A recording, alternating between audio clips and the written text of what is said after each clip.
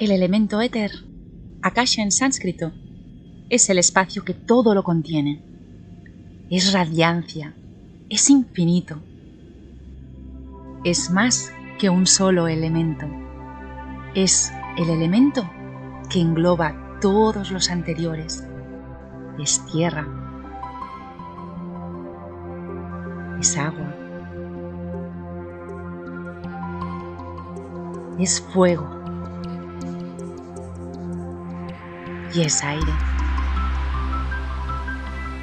Pero también es más que todos ellos juntos. Mediante el Shakti Dance, lo experimentaremos sintiendo la manifestación de los 4 elementos de forma sincrónica en nuestro movimiento.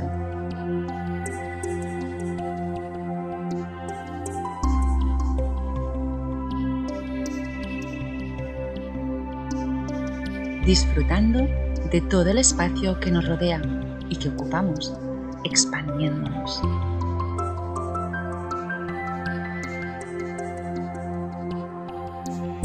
Podemos sentirlo cuando hemos desarrollado los 4 elementos de forma equilibrada, aportándonos equilibrio, claridad, ser.